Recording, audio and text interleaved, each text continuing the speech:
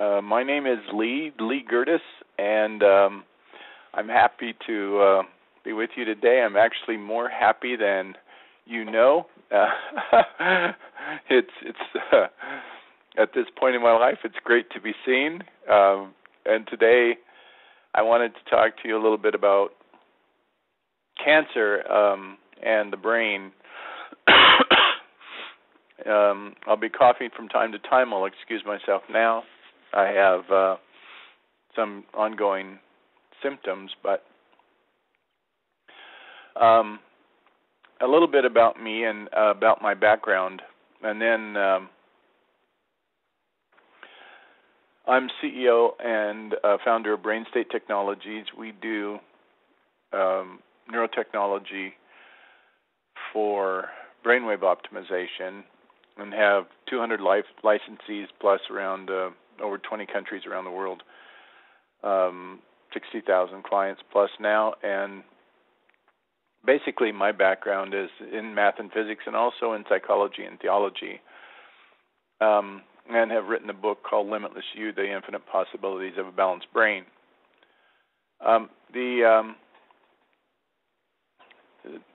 message that I want to talk about today, or the topic I want to talk about, is cancer, and to do that I want to walk through my own experience. And my own experience has nothing to do with brainwave optimization being the modality to treat or heal or cure or diagnose. In fact, I'll show you quite the opposite, that it wasn't a diagnostic tool at all, and show you why, as I show you my brain just before I was diagnosed.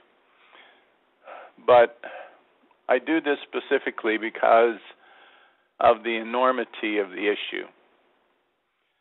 And by that I mean those three words when one sits in the doctor's office and hears those three words, that you have cancer, are life-changing. And that 1 out of 2 people in North America will hear those words. And that and those words being life-changing are also those words which separate us and isolate us when we hear them. They fill us with unknowns. They cause us to immediately think, how much time do I have? And they take us to the point of saying, oh my, how could this possibly have happened, and possibly have happened to me? It may take us further. It may make us start to think, how could this, what did I do? Is my time over? And basically, really intricately, how much time do I have? For me, my diagnosis came in April. Now, some people have said, well, that was following your mother's death, and therefore that grieving process is one which can have a significant effect on your health, and it can have, but in the terms of cancer, this wasn't a couple of months long. This was the diagnosis came in April, yes, but this began 10 years or 20 years ago or more. It wasn't quick. It wasn't. It didn't just happen overnight. It didn't happen even in a few months. It takes a long time. And it has to do with those things that are subtle. And that's why it's so bloody dangerous, and that's why I'm doing this talk, to tell you about it, and to give you my experience too, so you could know and understand that. But, my first response when I heard those three words was to call my attorney, basically, and make sure my estate plan was up to date, because I looked at statistics, and statistics told me that was somebody with my diagnosis, non-small cell type, lung cancer, aggressive, which was in the lymph nodes in the right lung, and 9.5 centimeters, which was a very large tumor. Probability of my survival is about 4% in 5 years, less than 50% for a year. So I had to choose treatment options, and I had to choose them really quickly. And if you hear those words, you will too. But don't let yourself think that you have to choose them too quickly.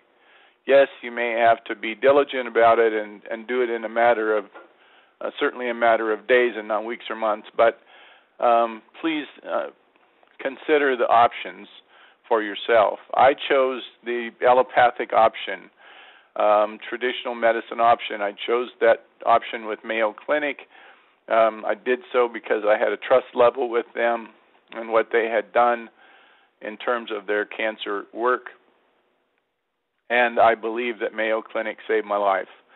I think if I would have taken a different option, specifically a non-allopathic or natural option, that it may have helped me sustain well for a while, but I think that tumor would have killed me because it was too far along and needed some severe intervention, and allopathic medicine provided that. I don't think it does for everybody or for every option, but I think it did for me. So I had my diagnosis, and after that, they prescribed, the regime of treatment for me. That treatment was both radiation. I think I had 33 radiation treatments and 6 chemo treatments, 4 to 6 hours probably. And I want to tell you that it's not fun. It hurts. That no matter what anyone says, it's a emotional, a physical, mental process which is painful, and it's not fun. I started Brain State Technologies because I had an assault by some youth with a baseball bat, and dealt for 8 years with post-traumatic stress and some symptoms of traumatic brain injury, and that's why I founded the technology to help myself. But I had no understanding of what severe human distress was until I reached this plateau in my life and heard those 3 words and subsequently went through the treatment.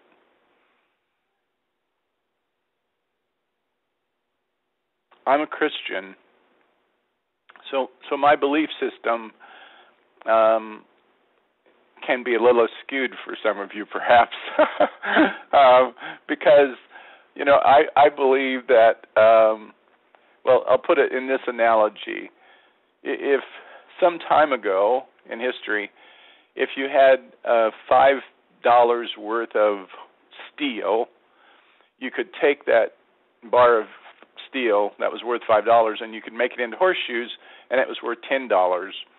Or you could actually really hone it and pound it and purify it and sharpen it, and you could make it into knife blades, and then it would be worth $32,000.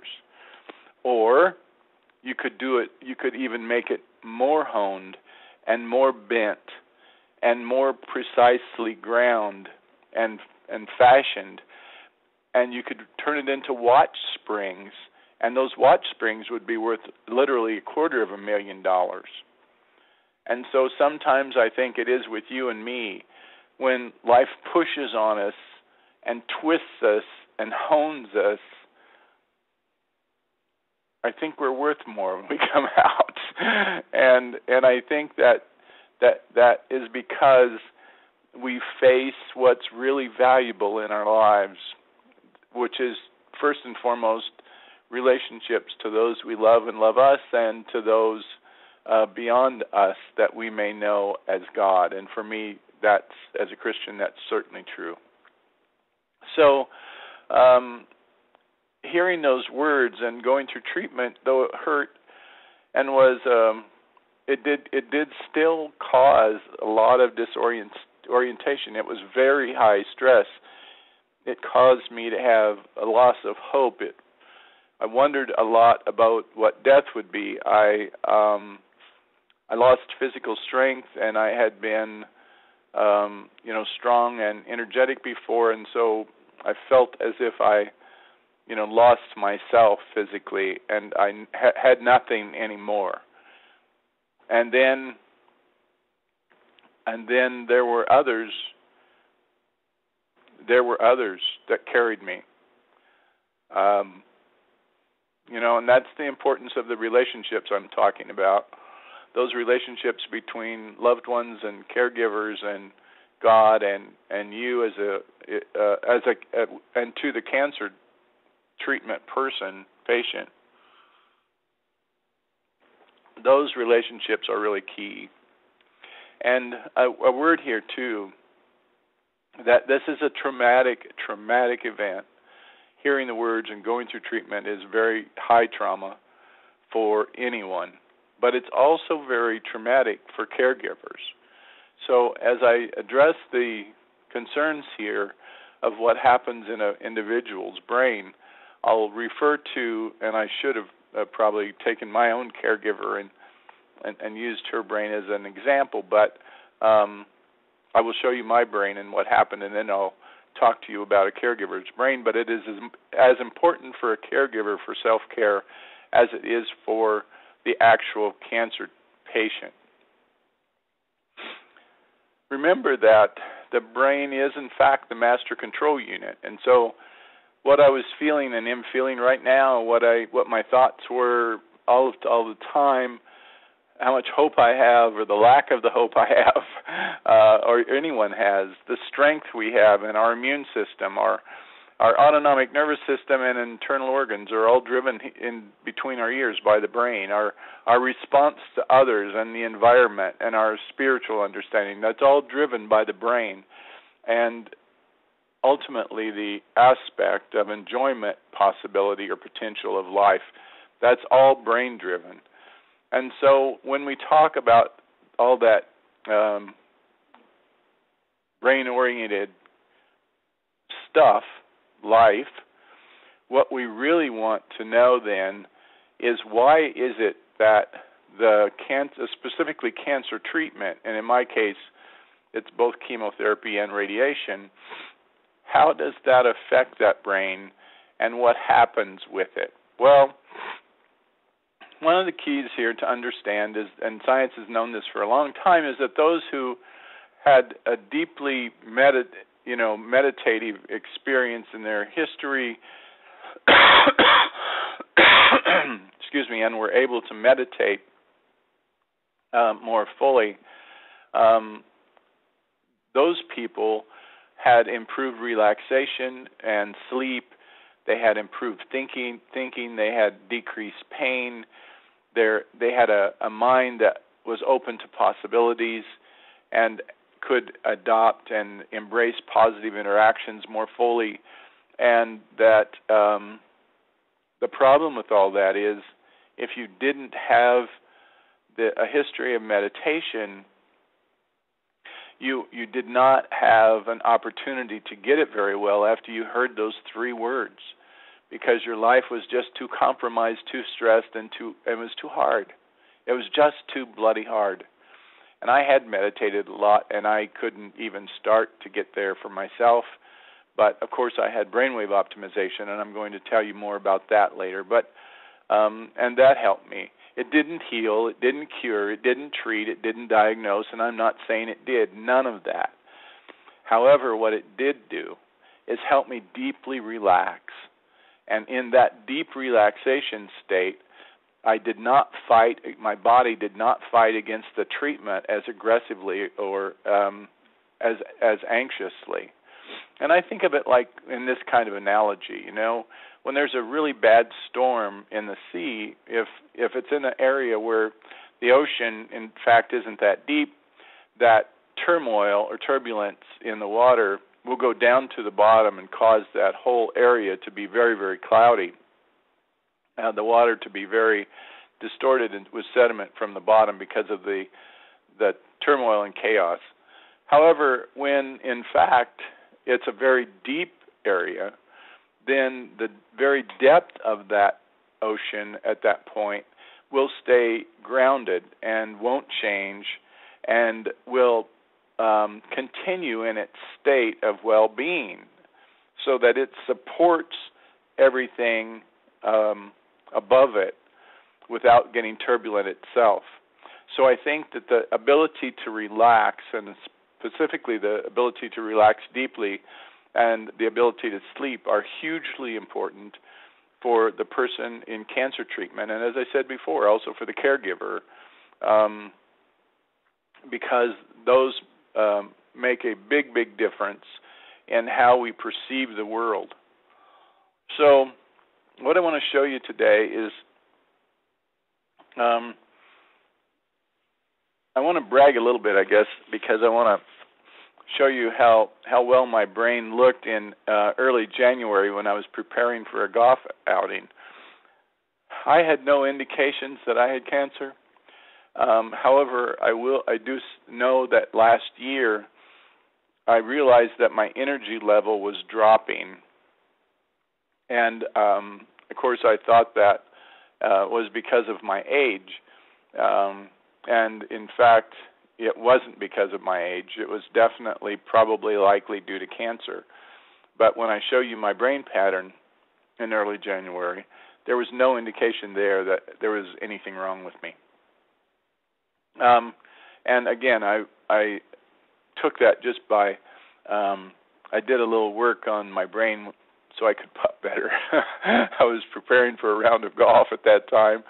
And then after cancer treatment, after I heard those words and after cancer treatment started, I was anxious. I had a lot of racing thoughts. I was depressed a lot and lacked hope because I didn't see my future as very long a lot of the time. I wanted to isolate myself, and I can't say that I was grateful. It was difficult for me to find gratitude or be satisfied, and because I hurt, I really hurt, and I didn't want people to see me that way. I didn't want to be that way, and God only knows, I never thought that would be my experience, but it was. And so what I needed to do after I went a couple of rounds of chemo and some radiation treatments was to, get a grip and understand what was going on. I read, and because I read a lot as well as much as I could, I read about cancer way more than would be prudent, I think, for most people. But I learned a lot too. But in that reading, I also understood that it was hugely important for me to be able to relax, and so that my body would not fight against the treatments, and so I could move forward. And so I want to show you today two areas of my brain. This area is from January, and it represents my autonomic nervous system. This is the left side of my brain. Whoops, I'll get the pointer here. This is the left side of my brain. This is the right side of my brain. The low frequencies are here, and the high frequencies are here now. So it goes low frequency to high frequency. What you see, this 00 to 90, are frequency ranges of the frequencies where they're summarized together, and so we can look at them more easily. The computer actually underneath this is dealing with a lot more detail than this, actually, up to 48,000 pieces in this spectrum that we're looking at. So you wouldn't want me to do that. That would be boring. So, but this was my brain, and this was the left, and this was the right. So if I show you then how they compared, this is the lowest frequency range, and this is the highest frequency range. And as you see here, the low frequency range was out of balance 10%. The high frequency range was about the same. But in between, there was everything from 2, 3, 4, 0. And this is what we would call, if we saw it, a really pretty well-balanced brain. This is functionally an autonomic nervous system where the parasympathetic or the freeze response on the one side and the rest response on one side, the activation sympathetic or fight-flight response on the other side. Those systems were working in with a lot of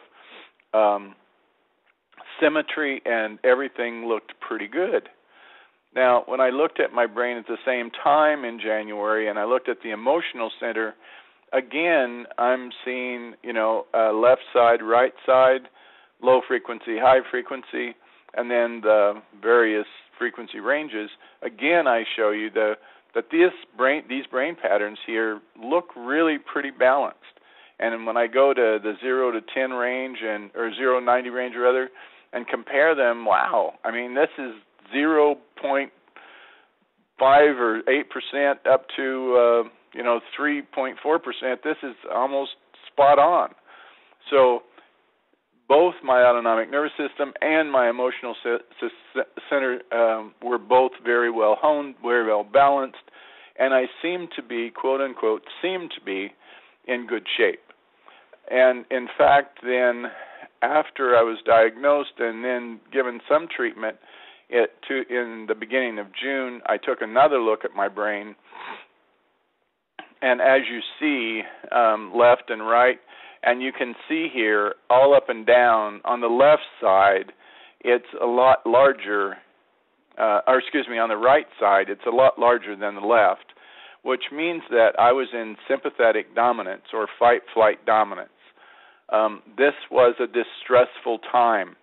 And here's how much I was in the fight-flight dominance: 78%, 70, 72, 66, 68, 57.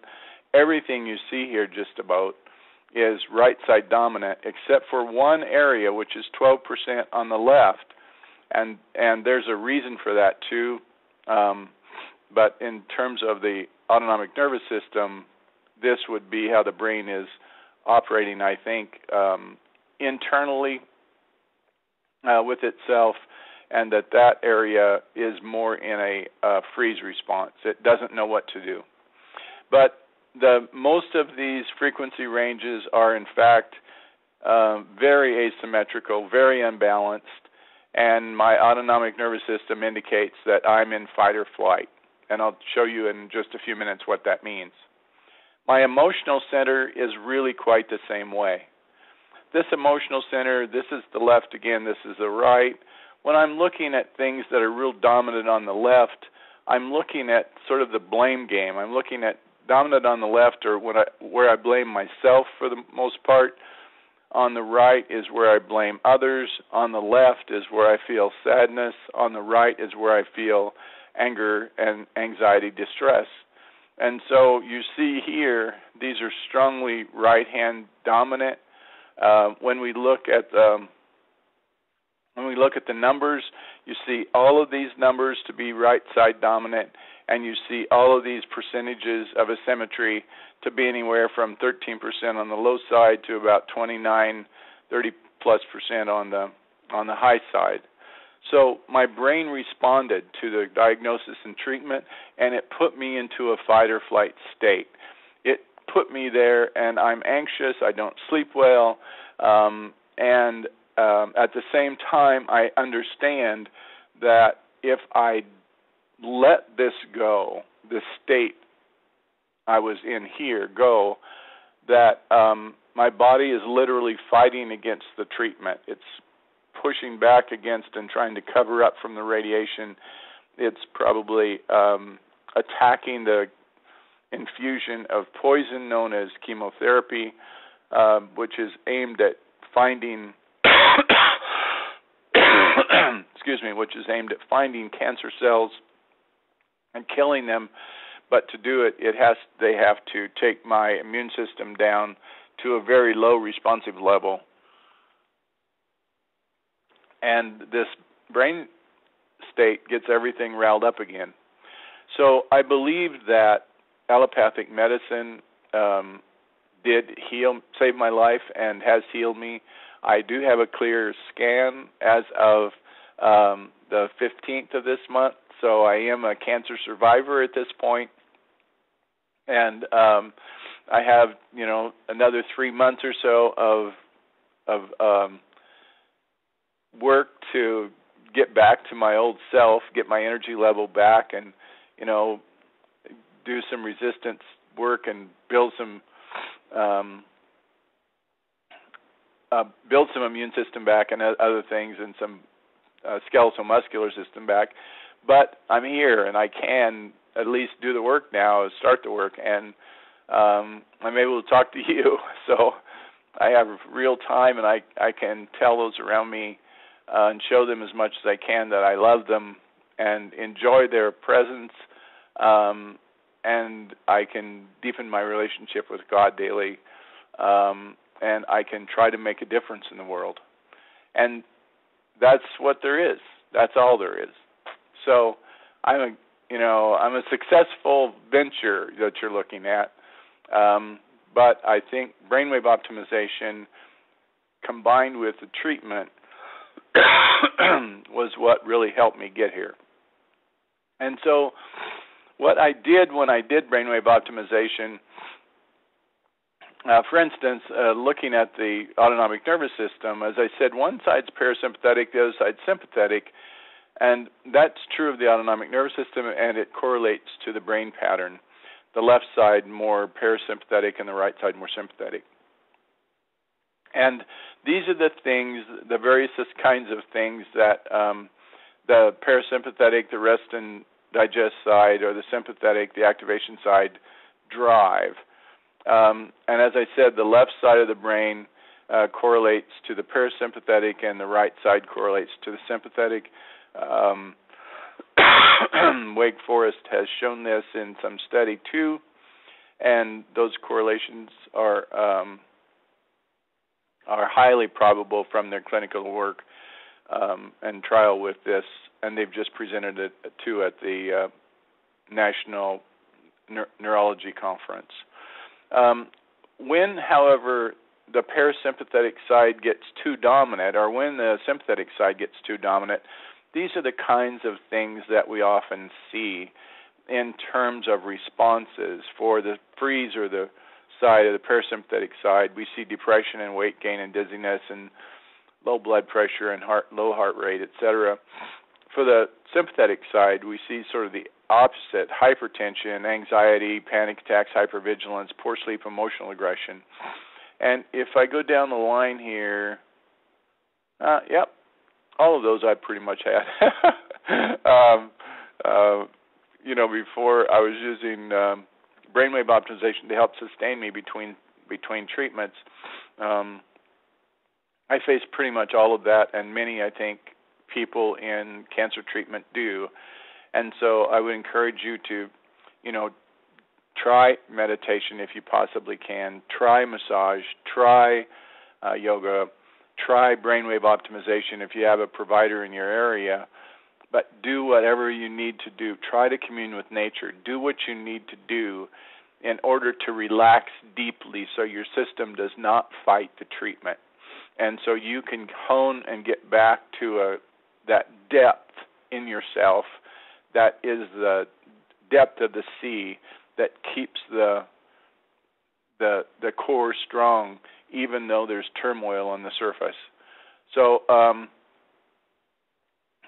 when we think about how this works, we think about the brain as the control center, and we think about being able to give us stability through its ability to change. And that process is called allostasis. And that contrasted with the traditional understanding of homeostasis, which is stability through constancy. So allostasis, stability through change, versus stability through constancy, homeostasis. So in allostasis, set points are not static, but they shift based on the changing demands. And think of a person as resting before sitting down in a chair and resting before dinner, and then being in front of an audience having to do a presentation the next day. Demands are hugely different. We want the brain to move up when they go to the performance mode. We want it to move down and quiet when they go to the relaxation mode. and the ability to change means they're healthy. So the brain is the master regulator, regulates all the resources of the body, and it's tremendously important for it to be able to move where we need it to move. Please understand that what we're doing here in cancer treatment is we're putting a strong stress on the patient and on the cancer patient, and that person has to be able to find a depth of stability, of relaxed stability deep in themselves, so that they can move to lower the stress or move to increase it when they have to do movement or when they have to perform. Brainwave optimization, often called high-resolution relational electroencephalic mirroring, or HIREM, is a precision-guided kind of intervention on allostatic therapeutics. And so I'll talk to you more about that a little bit more.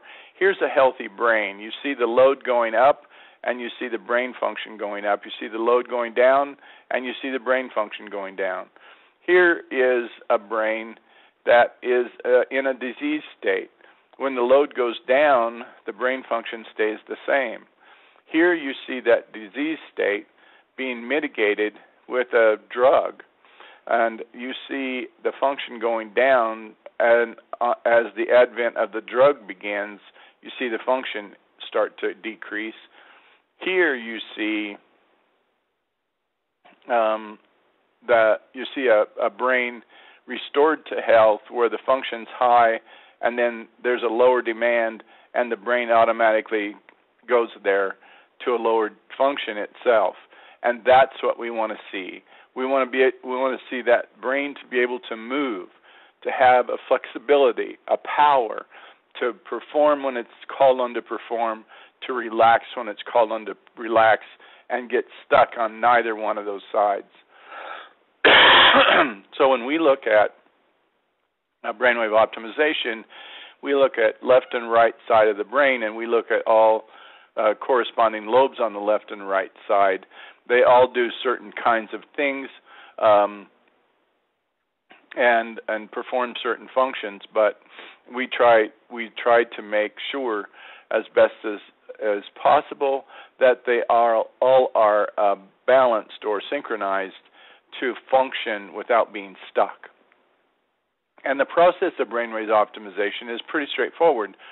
First of all, we do an assessment, and the assessment basically says, well, where are there imbalances? You know, where I showed you my imbalances were, for example. And then protocol are chosen for that individual brain, for that individual and for that individual brain. And then non-invasive read-only sensors are placed on the scalp. Now, these sensors read data. They don't do anything inputted to the brain. They just read the data.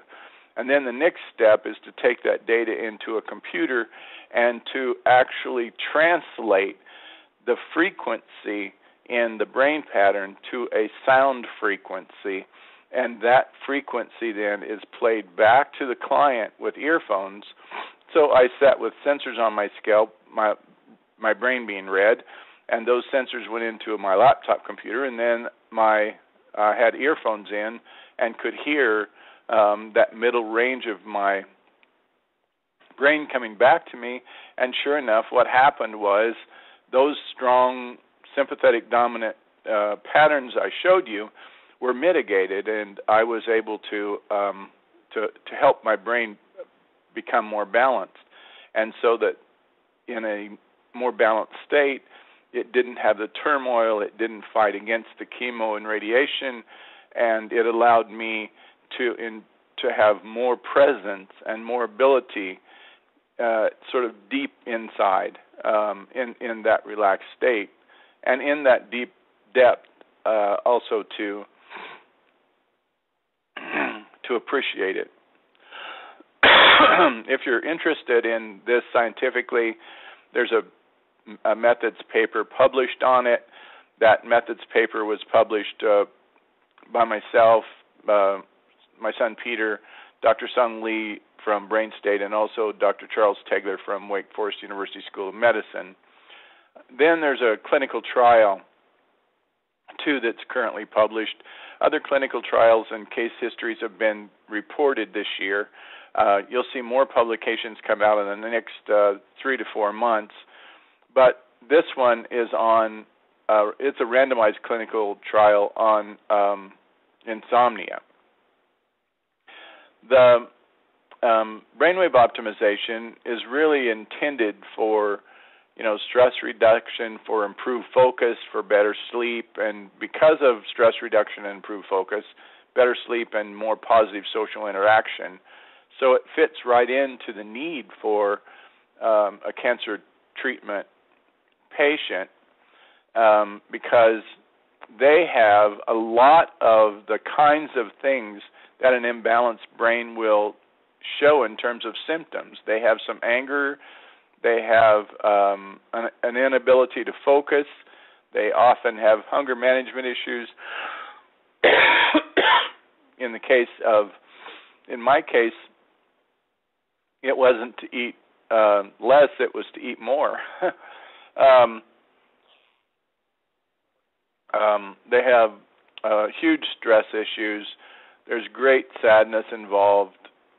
It's difficult learning things. There are lots of sleeping difficulties. There's a lot of hyperactivity, chronic pain, and anxiety. And so all of these things for the cancer patient can come up at one time or another or together, and they are almost overwhelming. So brainwave optimization furnishes a great opportunity to reach that depth of relaxation to help overcome these things. Now, I mentioned the clinical trials from Wake Forest University School of Medicine, and Dr. Charles Tegler, a neurologist, is the one driving those trials as principal investigator. They've had 140 or 150 patients there in their clinic using brainwave optimization so far. Excuse me. And let me show you a little bit about the study on insomnia. This is what the contingent looked like before. If you look here, the severe insomnia is purple, and moderate insomnia is green. And all the contingent had moderate to severe insomnia. Most had moderate. When you look after the sleep study, immediately after the sleep study, or immediately after brainwave optimization was performed, you see half of these patients, this contingent, had no insomnia. Another half had, another large group had subthreshold insomnia, and then moderate insomnia was just this small slice of the pie. Now this compared to this. Okay, and then if you look 4 weeks out, you see most of the group had no insomnia at all, and then there was subthreshold insomnia for the rest of the group. There was no moderate or no high insomnia remaining. And so here we see that the ability to relax or achieve that depth of relaxation was important for helping people to sleep, regardless of the reason why they had insomnia. And it's important, also really important, for the cancer patient and for the caregiver to find that depth of relaxation place as well. But when we talk about cancer, and you face this issue, it is very difficult to face because you want to know why and what should I blame and how should I do it. And although what I'm saying to you now is basically things that I've read and learned, it's what I've read and learned and I believe for me. And so I smoked 25 years ago and therefore thought, well, this must be totally my fault. I mean, it is lung cancer. But if it's totally because of my smoking, then why is it that the Japanese smoke at a much higher rate in the population than do those people in the United States, and yet the Japanese have a much, much lower rate of lung cancer than do people in the United States? Why does that make sense? And why is it that only 1 in 8 people who were diagnosed 40 years ago, who heard those 3 words 40 years ago, 1 in 8 in the United States and North America, you have cancer? Why is it that now 1 in 2? That is a huge increase. What's happened? And I believe in my reading and my personal understanding that there are a lot of things that have happened, and we'll talk about those, but that diet is certainly one of those. Note here that unmitigated stress kills. If you are under a high degree of stress all the time, and you do not have a way out of that stress, your brain will get stuck, as I showed you in that allostatic model. Your brain will get stuck in that overactivation mode, and you will literally burn yourself out to death, if you will. And so the ability to mitigate stress is hugely important. How you do it, if you walk, if you commune with nature, that's hugely important. Again, massage, meditation, awareness, gratitude, devotion, spiritual life, all of those things are important. Brainwave Optimization and a provider can help you set that stage, can help your brain get there quickly. So if you have one in your area and you are finding yourself under large continuing amounts of stress, please consider that. And secondly, then, the lack of exercise. Our environment simply allows too much, what I consider chair time now, and not enough activity. And so that's decreased enormously over the last 40 or 50 years, the amount of activity we have for a skeletal muscular system, and certainly exercise is part of it. But a big, major part of it, too, is nutrition. And nutrition is not the same as being full of food. I'm talking about food that's nutritious, not food that's sugar and fat-laden, especially fat-laden with omega-6s, but food that's nutritious. Nutrients control gene expression, and so the fact that when we see people hungry all the time, when they're very, very heavy and obese, that means that they're literally starving to death, that they're seeking nutrients, and so they keep eating to get those nutrients, but instead they take the wrong food for the most part, which means that they're taking food to feed that expansion, increase of fat, and not to feed the nutrients that they need as human beings. So eating healthfully matters, and it matters a lot. All of us have cancer cells in our bodies, but only half of us in that have an expression of those cancer cells and tumors which are life-threatening. Why? And I think a big part of that, at least, is because of our diet. I'm a Midwestern guy. I learned to eat meat, 3 meals a day a lot of times, at least 2 meals every day. And when I look back historically, I see that people obtain calories historically. About 5% came from animal foods-based foods, about 0% came from refined or processed foods, and 95% came from whole plant foods.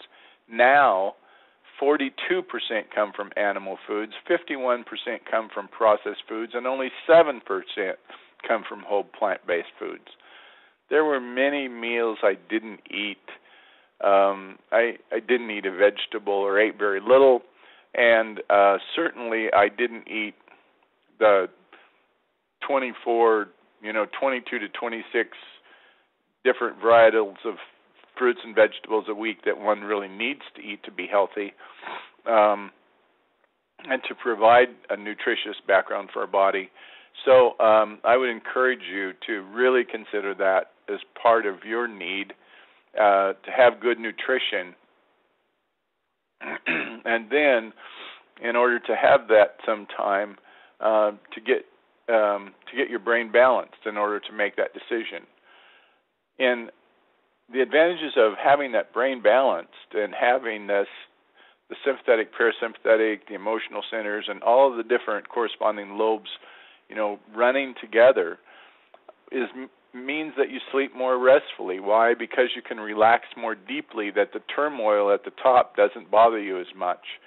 You're the deep ocean, and you can touch that. You can see it. You can experience it. You can live in it for the most part when and where and how you need to. You make changes more easily because of that. You have more flexibility and adaptability, and those changes can be in diet and nutrition. You reduce urges for unhealthy things. You utilize energy without fighting against yourself, or in case of cancer especially, your current cancer treatment.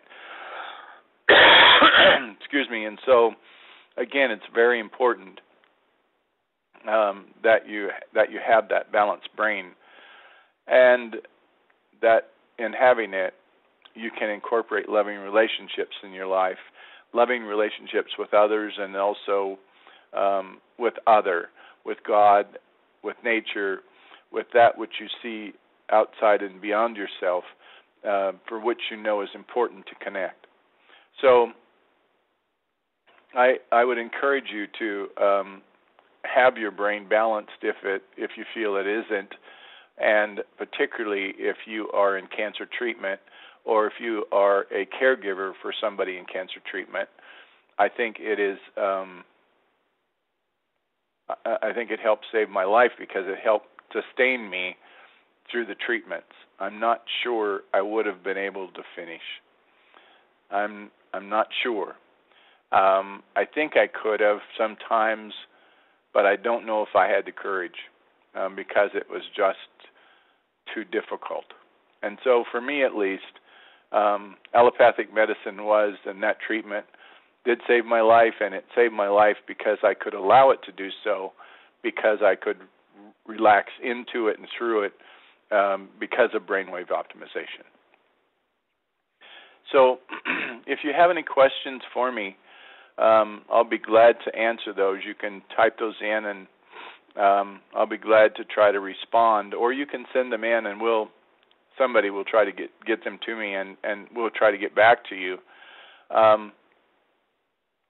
But I believe that by optimizing our life, we do so by optimizing our brain, and we do that by balancing it.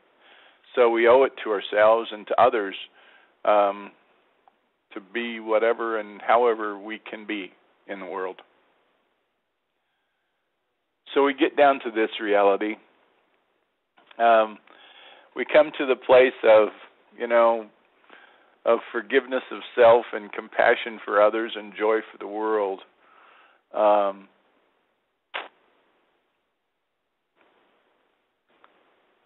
Wow. Everything changes after you hear those words. I hope you haven't, and I hope you never have to.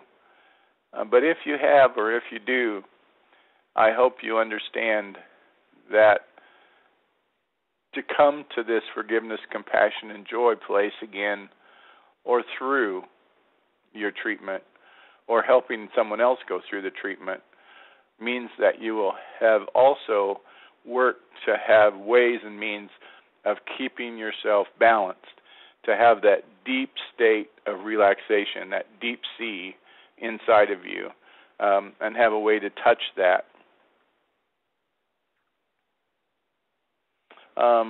Someone asks, have you heard of this helping patients with epilepsy and seizures? There have been people with epilepsy and seizures who have done brainwave optimization, and they have reported that those seizures have been reduced. I say again that brainwave optimization is not provided for the purpose of treatment, cure, diagnosis, but the fact is, when you can get a brain to respond allostatically, when you can get it to be able to shift, to move down in relaxed state, to move up in at a time of need, then you will find that you can, the state is much more powerful and much less likely to seize. Understand that a brain seizure is simply a way that the brain relaxes itself, that it's forced into such a right and left, actually, high state of function, and it's held there, that it just starts to shake, and then that shaking or that seizing causes it to break down and to relax, and then start to function again. And so you have a balance going on until such time as that seizure happens. So if you do have epilepsy or you do have seizures, you may find it helpful to be able to find that state of relaxation through a more balanced brain. Is this a continuous process and needs one time? For example, you mentioned results for insomnia patients in 4 weeks. What happens to them in 6 or 12 months later? Is there a study for that? There's no long-term study for that. There's no long-term study clinically from a third party which tells us, for instance, from Wake Forest, which tells us that those people persisted in being overcoming insomnia. Our own data here with 60,000 clients tell us that this benefits of brainwave optimization will persist and will continue to persist until such time as there's another strong event in life which may tip that persistence over. For example, a car accident, someone dies, a breakup, a relationship breakup, hearing those 3 words of you have cancer. Many and various things in life happen, and when they happen and those traumatic events happen, you'll often face similar things as you may have faced before brainwave optimization. I just had been diagnosed with cancer. I just went through cancer treatment. I slept like perfect baby or rock, for years, and then once I couldn't sleep. My 7 to 8 hours went to 1 to 2, and I was very distraught. Had nothing to do with brainwave optimization or the fact that it didn't work. It had to do with life. And so life happens. Brainwave optimization and a balanced brain can help you as best as possible go through life from where you are onward. And in fact, I wonder, I don't want to know, though, what I would have been like if I hadn't had brainwave optimization and hadn't had that relatively balanced brain, before I received the diagnosis and treatment. I don't know. I don't think it would have been pretty.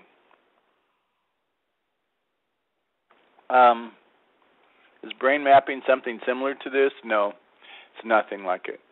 It is absolutely nothing like it. This is a patented process. We use our own proprietary hardware and software, and there is nothing similar to it. If there are people that say it is, unfortunately, they don't have clinical studies. We have a clinical study that's published for insomnia. There's also clinical work that's been published and presented at various peer review groups for hot flashes, traumatic brain injury, PTSD, migraines, and POTS, postural I forgot those words actually, but the disease is POTS. It's an autonomic nervous system disease, and that's being presented actually this week in Hawaii. But no, brain mapping is nothing like it. What about neurofeedback? Is that similar? Neurofeedback is similar in as much as it is data taken from a brain that goes back to the person. So if you said that a steak and a candy bar were similar, they would both be food, so in that sense they're similar. In any other way, they are not similar. So neurofeedback deals with trying to train the brain to move it towards a norm. Brainwave optimization has to do with working with the brain itself in an individual fashion, not towards any norm, and to be able to resonate with it in order to help it move itself to a state of an allostatic state. So those are totally different orientations, directions, and technologies. Many, at least some, if not all, well, some neurofeedback kinds of processes use 10-plated electrodes where they put paste in a cup and they try to get that sealed on your scalp, and they read 7 frequency ranges, and they say, boy, we have a great a view of the functional brain pattern. We use a sensor with a computer chip in it to read that brain pattern, and we see 48,000 when they see 7. There is nothing even close to being similar in those two things. Secondly, they provide a feedback based on something going above or below a threshold, and we provide sound based on the brain by translating the brain function or frequency itself and playing that back to the person's ears. Very, very different. So that's the only questions I see. But again, I want to thank you all for taking time and seeing me, because I'm really glad to be seen. If you are dealing with cancer as a patient or as a caregiver, I'm praying for you. I know it's a tough walk, and I encourage you in diet, exercise as best you can, and find some means of relaxation. If you have a brainwave optimization provider near you, there's a list of locations on our website. Please consider it, and let them know what you're doing, that you're in cancer treatment, that you do want to achieve that state of greater relaxation so that your body and your mind won't fight against the treatment. And the treatment itself can kill the bloody cancer cells, because that's what you're doing in treatment. If you're a caregiver too, understand, if you're a patient, that your caregiver would love to take your place sometimes, I think. They would love to be able to not be stuck. They can't do anything. Often they find themselves wanting to provide you a help or a support, and they can't do it. They can't do anything. They can't do anything for you. They can't make you hurt less or hope more. So please understand that, and please encourage them to find ways and means of getting a balanced brain, and also to have a very nutritious diet. So try that plant-based food as much as you can. Lots of salads, lots of things in them. Try cooking. There's a website called ravediet.com. It is really strong in terms of what it says about plant-based stuff, but it gives you a lot of ideas.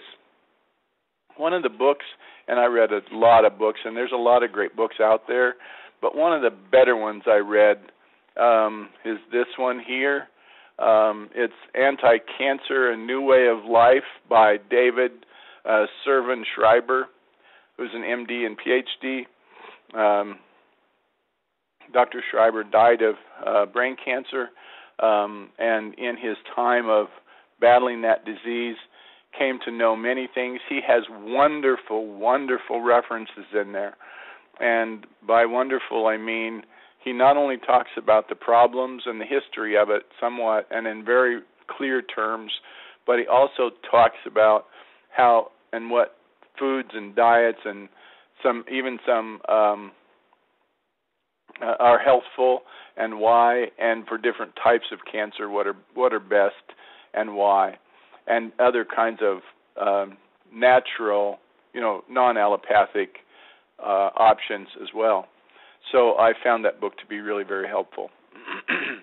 Again, thanks. Thanks for joining me, and thanks for caring. 1 out of 2 people that you know are going to hear the words, "You have cancer," and it will change their life. Know how important achieving that deep state of relaxation is for them. Encourage them in meditation and communing with nature and nutritious food and diet and exercise. It's all good. Bye for now. Thanks a lot. Bye-bye.